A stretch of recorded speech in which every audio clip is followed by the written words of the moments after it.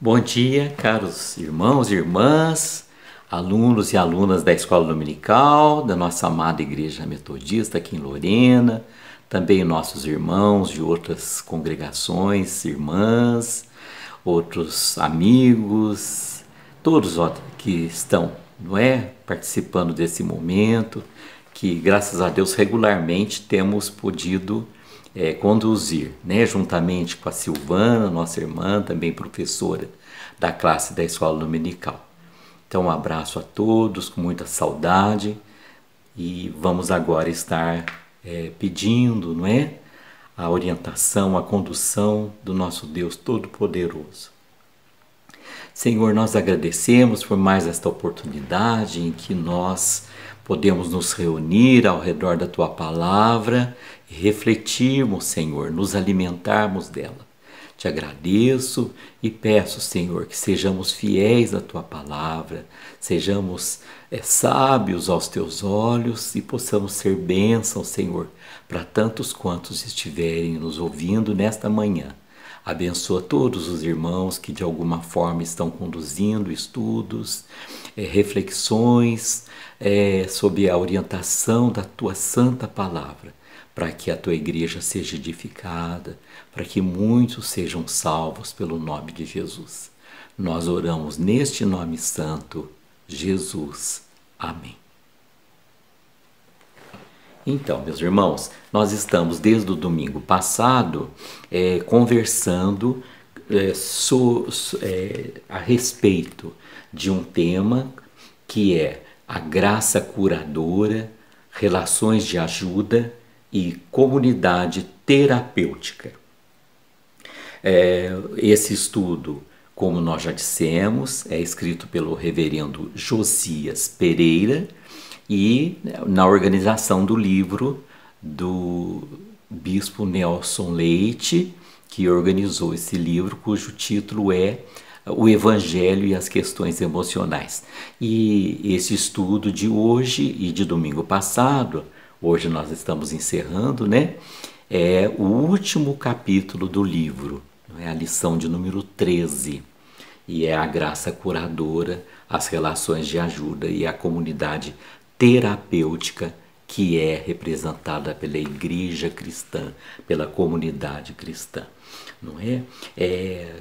Fica claro para nós e deve ficar claro para nós que a graça divina, a graça de Deus em nosso Senhor Jesus Cristo, ela é salvadora, mas ela é também curadora, e é sobre esse aspecto que nós estamos conversando nesses 2 domingos, últimos, e que fique bem claro para nós o conceito, alguma dúvida, eu estou à disposição para que a gente possa conversar mais um pouquinho. Nós partimos das profecias no livro de Isaías. O profeta Isaías, ele profetiza a respeito do Messias mais ou menos 800 anos antes da sua vinda, e numa das suas profecias ele coloca que Jesus levou sobre si todas as nossas enfermidades e que pelas suas feridas, pelas suas pisaduras, nós fomos sarados.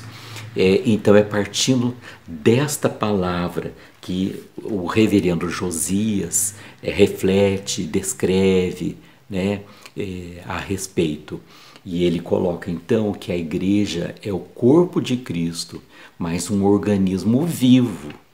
Percebe, meus irmãos? Jesus está presente com a igreja até a consumação dos séculos. A palavra diz que ele é o cabeça, a igreja é o corpo. Então nós somos os braços, somos os pés, nós somos a ação do próprio Jesus agora em nós, através da vivificação do Espírito Santo. Bem, aí o reverendo Josias coloca que a igreja é um meio de graça, ela é um espaço de ajuda e ela é uma comunidade de cura. E é sobre esse conceito que nós estamos conversando nesta última lição. falamos de problemas emocionais, né, que inclusive levam a somatizações, a enfermidades fisiológicas, psicológicas, né? Conversamos bastante, eu e Silvana, nesses últimos domingos que nós vivemos, né, juntos aqui online. E o reverendo Josias continua conceituando as características da igreja, que é uma expressão de acolhimento, ela é uma expressão de solidariedade, ela é e deve ser uma comunidade de apoio mútuo e também de apoio terapêutico. Então, meus irmãos, é onde nós estamos conversando, não é? Sobre essa questão da graça curadora. Então, nós já refletimos com o reverendo Josias, quando ele coloca que a cura, não é? Ela é uma intervenção direta ou indireta de Deus. No caso, ele coloca Deus agindo diretamente no organismo de uma pessoa e a levantando do leito de enfermidade, como Jesus, por exemplo, fez com a sogra de Pedro, que estava com febre, quando Jesus entra na casa e ele lhe estende a mão e ela é tocada pelo Senhor e curada. A Bíblia diz que imediatamente a febre a deixou, né? Então a gente vê a ação de Deus diretamente, vemos também a ação de Deus, vamos dizer, indiretamente, uma forma de dizer, né, de expressar, através de um agente espiritual, não é? Então através de um irmão, de um pastor, de um homem, uma mulher de Deus, não é? Que estão sendo como instrumentos, passando o poder de Deus de cura, não é? Da graça salvadora para aquele enfermo. Como Tiago nos aconselha, tem alguém dentre vós doente, enfermo? Chame os presbíteros da igreja, não é? Unjam o enfermo com óleo e orem, intercedam por ele, não é? Eu acredito que é Tiago, me perdoe se eu falhar no nome aqui, não é? E então nós vemos essa cura nessa perspectiva da ação direta ou indireta de Deus. Agora, também queremos estar conversando a respeito da cura terapêutica, que no meu parecer particular também, não é, transforma-se na cura divina, não é? Então, na ação de Deus através de um medicamento. Nós vimos que a terapêutica, o tratamento terapêutico, não é no sentido de baseado em estudos, em pesquisas científicas, não é? E no cuidado, então, através de medicamentos, de tratamentos, para que uma pessoa possa ser curada por esse tratamento terapêutico, que nós dizemos assim, né? Então, através de meios adequados para aliviar as dores, né? E curar os doentes. Mas também, para mim, ela é cura divina, porque tudo vem do Senhor, não é?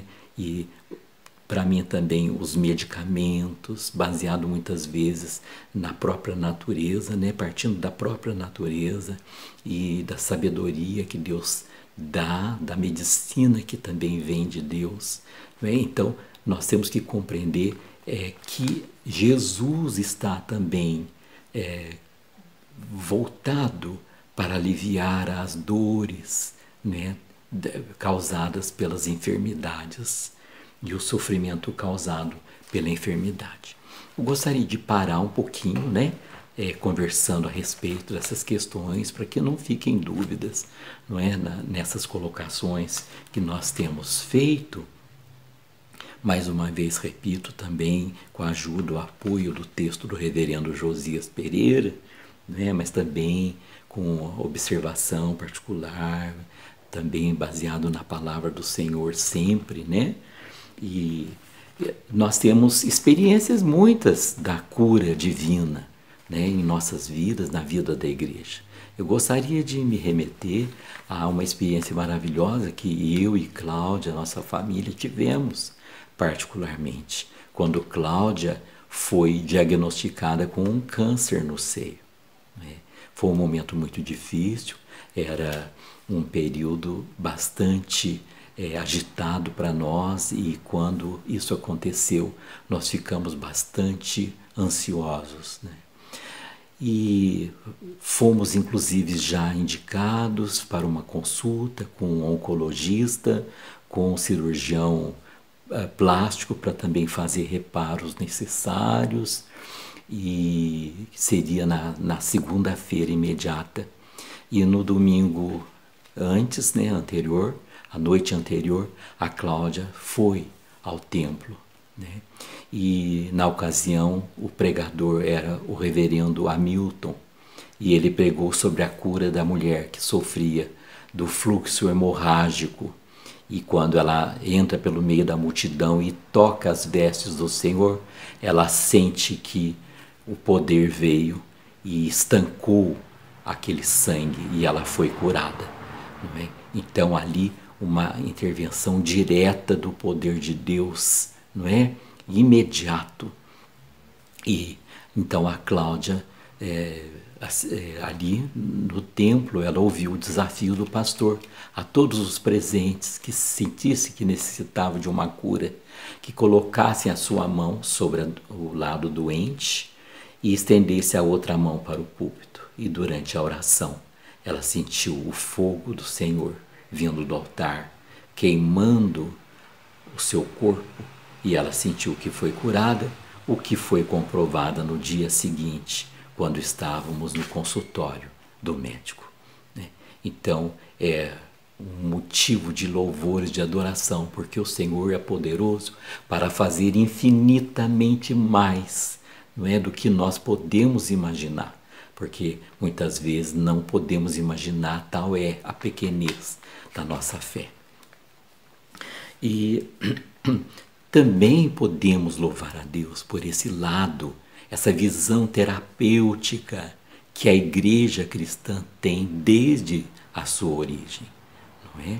Então é onde nós muitas vezes nos orgulhamos, nos alegramos, rejubilamos na presença de Deus, quando nós sabemos e conhecemos ações da igreja na área também da cura divina, na área da terapia, na ação terapêutica, através do fornecimento de medicamentos, de assistência social. Lembramos aqui, por exemplo, que a Igreja Metodista, em sua origem, com John Wesley, lá na Inglaterra, né, e nós sabemos disso, ele separou o espaço no ambiente da igreja, no ambiente físico, um espaço para a farmácia, para a doação de medicamentos, para ajudar aqueles necessitados, também o espaço do armazém com alimentos para doação.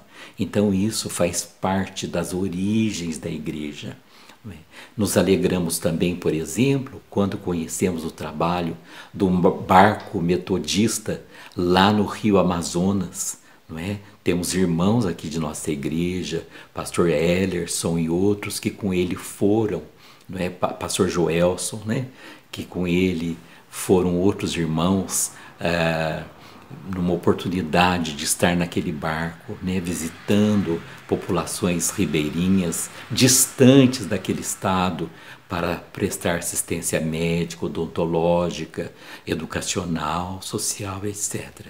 Então, isso é motivo de alegria. É também o lado da graça curadora do Senhor, trabalhando com os carentes, com os necessitados.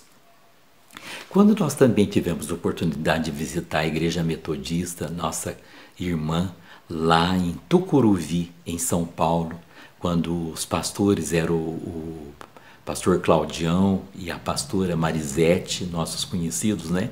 Nós ficamos alegres porque as dependências da igreja são muito amplas, e a igreja, não é? Ficamos sabendo que a igreja oferecia o seu espaço para que um serviço odontológico de assistência odontológica, né, com dentistas prestando esse serviço de assistência de saúde à população daquela região. Então é um outro aspecto que nos enche de alegria, não é, de satisfação. Já falamos também que na nossa pequenez aqui na igreja, a congregação de Lorena, não é? Através do trabalho das mulheres, da ação social da igreja, quantas receitas médicas são aviadas, quantas consultas são pagas, não é? Consultas médicas, remédios doados e assistência social. E isto também faz parte da missão do serviço cristão. Também fiquei conhecendo, não é, pela internet, de um hospital, o Hospital Evangélico de Vila Velha. Ele é assistido, foi fundado pela Associação Evangélica Beneficente Espírito Santense, a AEBS, não é? Ela foi fundada, não é, por igrejas evangélicas, igrejas cristãs evangélicas, não é? Eu anotei aqui: Igreja Batista, Igreja Cristã Evangélica, Igreja Evangélica de Confissão Luterana, Igreja Metodista, Igreja Presbiteriana do Brasil e Presbiteriana Unida. Eles fundaram, as nossas igrejas fundaram este Hospital Evangélico de Vila Velha, no Espírito Santo, não é? É uma instituição, um hospital que foi criado com uma ideologia, um compromisso com a vida. O seu objetivo é ser uma instituição filantrópica cristã de referência nacional, atuando com excelência na promoção de ações que valorizam a vida. A missão deste hospital, não é, dessa associação, é contribuir com a melhoria da qualidade de vida, atuando na promoção de atividades voltadas à saúde, à educação, à assistência espiritual e ao bem-estar social, com a ética cristã, com integridade e com equidade. Olha que coisa maravilhosa, irmãos. Hospital Evangélico de Vila Velha, fundado por diferentes denominações evangélicas cristãs, incluindo a nossa amada Igreja Metodista. Também, para dar mais um exemplo, fiquei conhecendo aqui através da reportagem da internet, não é? O Hospital Superior, que é localizado em Seul, na Coreia. Esse hospital, meus irmãos, foi fundado por um médico metodista e um missionário presbiteriano. Né? Na verdade, os dois eram missionários. O metodista, se eu não estou errando a pronúncia, Horace Newton Allen. E o missionário presbiteriano, Horace Grant Underwood. Não é? Eles fundaram a Universidade de Yonsei e o Hospital Severance. É o primeiro hospital moderno e ocidentalizado na Coreia. Vejam, meus irmãos, que coisa maravilhosa. Então, atualmente, em meio a essa pandemia, esse hospital e a universidade decidiram, num ato de agradecimento, né, através do Dr. Yun, presidente do sistema de saúde da Universidade Yonsei, ele diz que durante os dias em que o país, a Coreia, né, o país deles, ainda não tinham nem noções de higiene, em 1885, esses missionários com extremo amor e dedicação, não é, construíram seus hospitais, não é, para oferecer remédios à população. E ele diz então, nesse momento, que eles estavam querendo agradecer num ato de doação de 10.000 máscaras para proteger contra a Covid.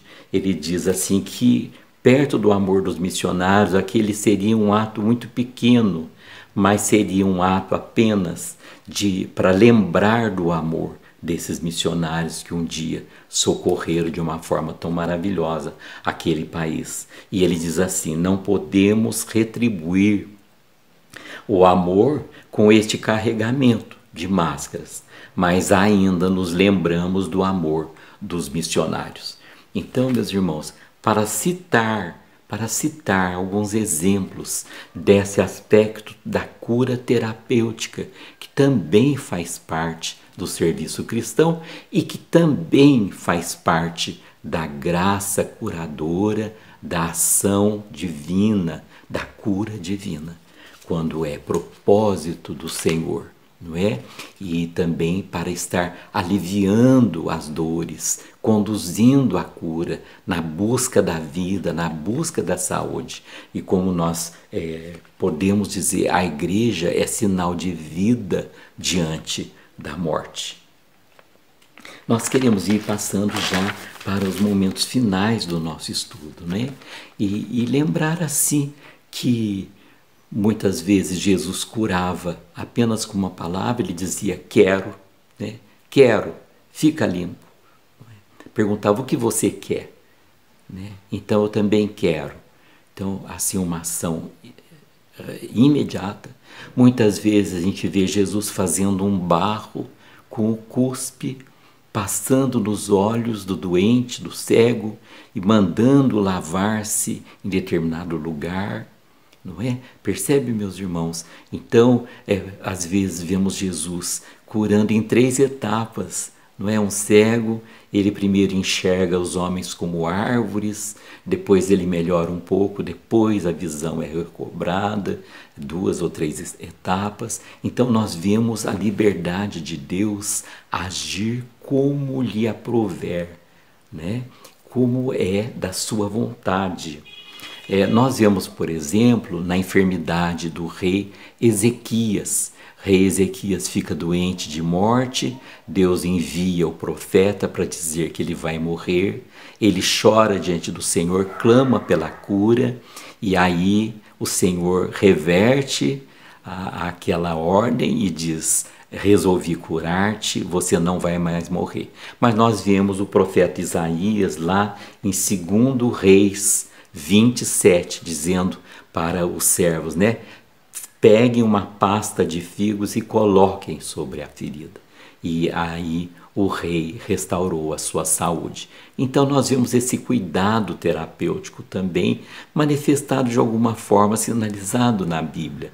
Nós vemos, por exemplo, Paulo aconselhando Timóteo, que tinha dores constantes estomacais, e diz para ele: não tome somente água, mas tome um pouco de vinho, que o vinho também era usado como medicamento naquela época.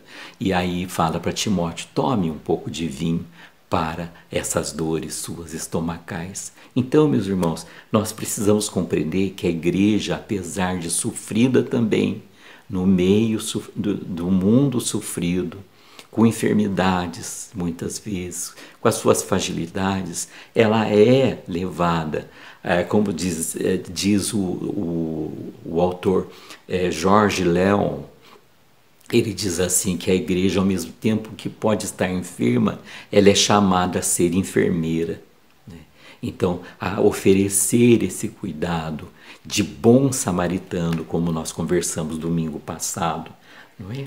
Agora nós também, nesse contexto, entendermos a graça curadora, também numa visão de graça fortalecedora, não é? O Salmo diz assim: na enfermidade tu lhes afofas a cama, não é? Esse texto é muito significativo, não é? Nós vemos Deus também afofando, aliviando as dores do enfermo, não é? Muitas vezes o seu propósito não é de vida, mas de morte terrena, não é? De final da vida terrena. Então, é como o apóstolo Paulo diz: para mim o viver é Cristo e o morrer é lucro. Então eu preciso entender também os propósitos do Senhor e também lançar mão da graça fortalecedora que vai me fortalecer durante uma enfermidade. Nós vemos o próprio apóstolo Paulo dizendo lá aos Coríntios que foi-lhe posto um espinho na carne.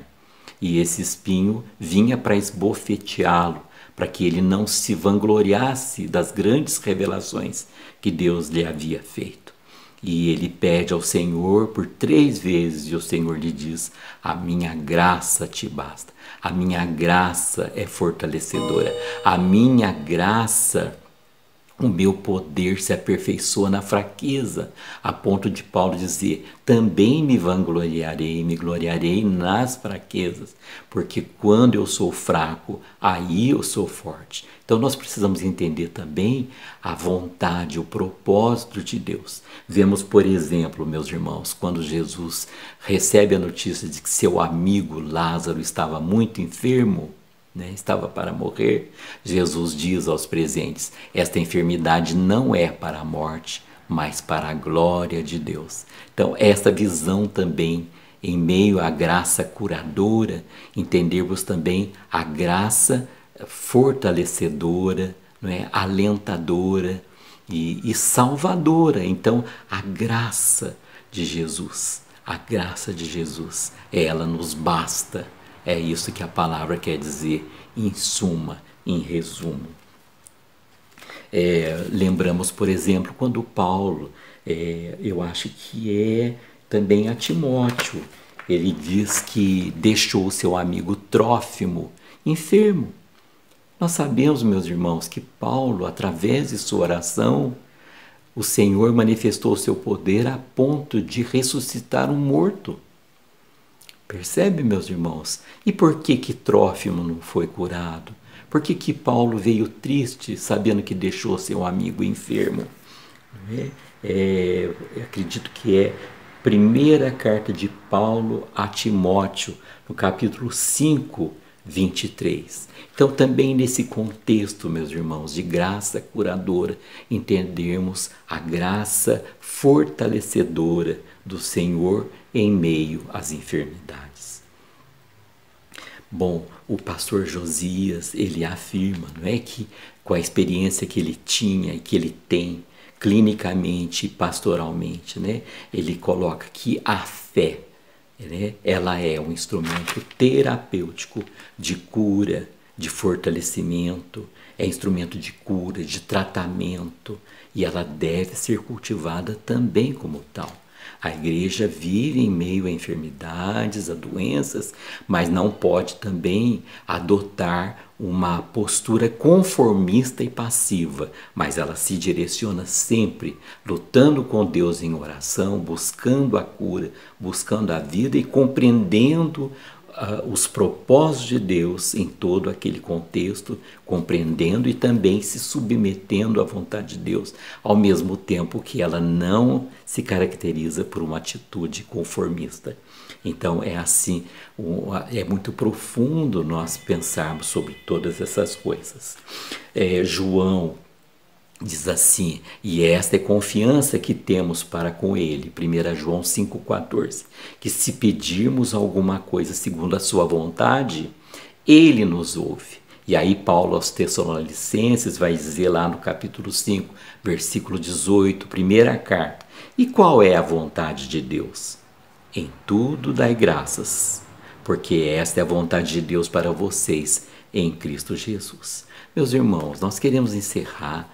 Nós colocamos várias perspectivas, vários olhares, mas todos com verdade, no conceito amplo da graça do Senhor, que é salvadora, ao mesmo tempo fortalecedora e ao mesmo tempo curadora. E a igreja precisa estar atento para esses olhares, esses aspectos, para ela agir da forma que é a vontade do Senhor Jesus para o corpo de Cristo, uma comunidade, um organismo vivo, um organismo vivo, atuante no círculo menor da sua comunidade e no círculo maior da sociedade, da cidade, do bairro, do país e do mundo.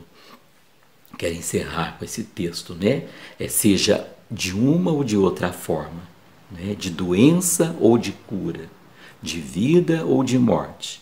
A fé da igreja é instrumento para compreender o sofrimento e nos conduz ao alívio da dor. A igreja, pela graça, ela torna-se sinal de vida diante da morte, como nós já citamos há pouco. Que Deus nos abençoe, nos dê a compreensão de toda esta palavra que nos vem nesta manhã. Muito obrigado, Deus nos abençoe e continuamos na presença do Senhor, refletindo sobre a sua palavra. Deus nos abençoe. Amém.